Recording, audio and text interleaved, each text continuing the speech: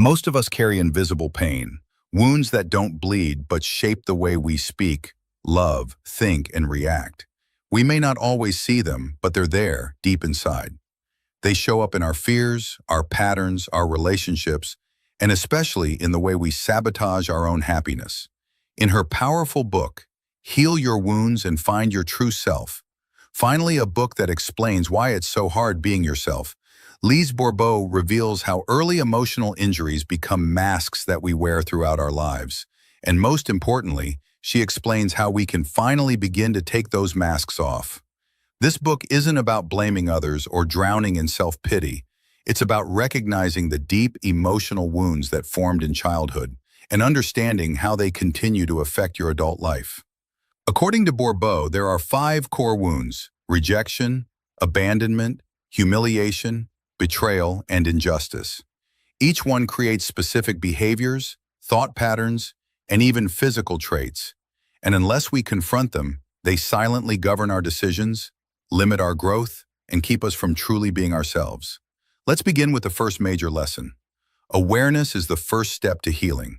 You cannot heal what you do not see. Most people live unaware of the wounds driving their actions. They keep attracting the same toxic partners, keep reacting with anger or fear, keep avoiding certain challenges, and they think it's just who they are. But it's not. It's a learned defense, a subconscious protection against pain. The moment you recognize that your reactions aren't you, but a mask shaped by pain, you begin to reclaim your power. Bourbeau explains that each wound creates a specific mask. The person wounded by rejection, for example, develops the fugitive mask. They avoid connection, isolate themselves, and fear being unwanted. The one hurt by abandonment becomes the dependent, clinging to others, fearing loneliness, and often feeling helpless. The person who's experienced humiliation adopts the masochist mask, always putting others first, seeking approval, and allowing themselves to be mistreated. The one betrayed becomes the controller, needing to dominate and refusing to trust. And the victim of injustice becomes the rigid, overly perfectionist, cold, and detached. Here lies the second lesson. Your defense mechanisms were once your protection, but they now limit you. When you were a child, these wounds felt overwhelming. You didn't have the tools to process the pain, so your psyche created coping strategies, masks, to help you survive. You became silent to avoid rejection. You became agreeable to avoid abandonment. You became controlling to avoid betrayal. At the time, it made sense, but as an adult, those same masks stop you from growing.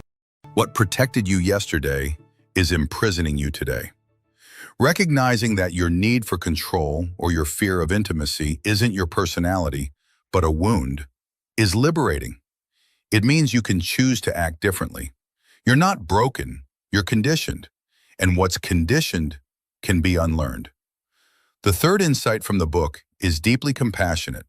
Wounds are universal, and healing requires compassion, not judgment. Every human being carries some combination of these wounds. Some are more dominant than others, and often several coexist. The point is not to label yourself or others, but to understand the emotional root of behaviors. When you see someone being aggressive, avoidant, needy, cold, or overly helpful, it's not random. It's a mask, a defense, a symptom of pain. This perspective changes how you see others and yourself. Instead of reacting with anger or blame, you begin to respond with empathy. You start to ask, what pain is behind this reaction? What is this person trying to protect? What am I trying to protect in myself?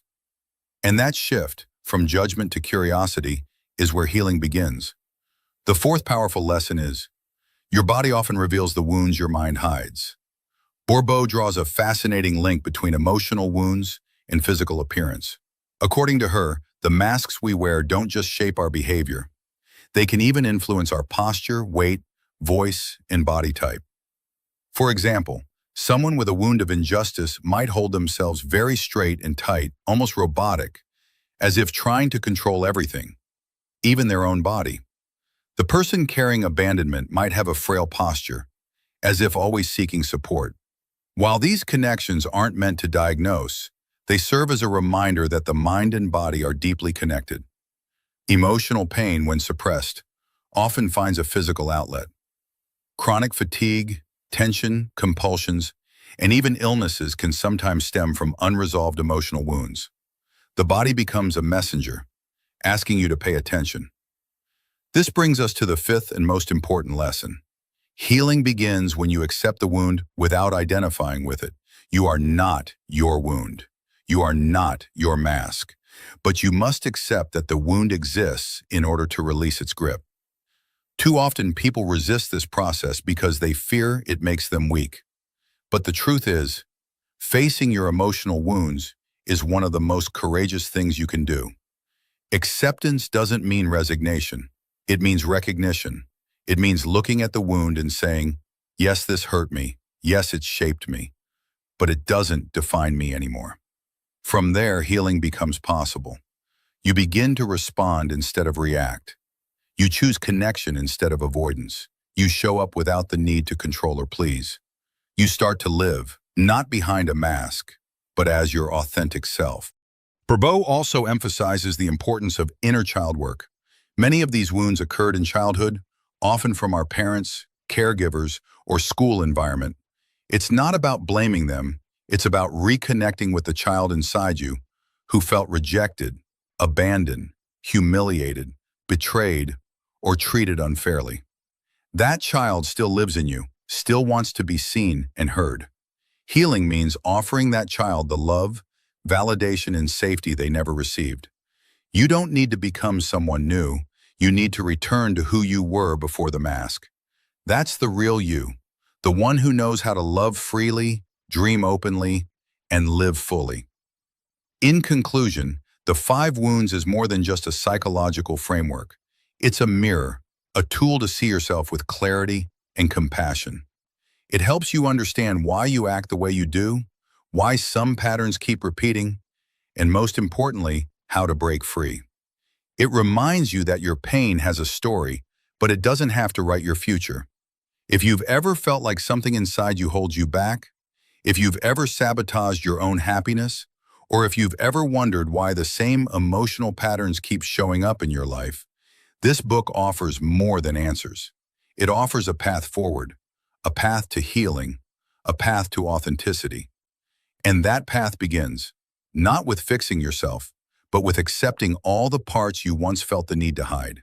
Because true freedom doesn't come from being perfect. It comes from being whole.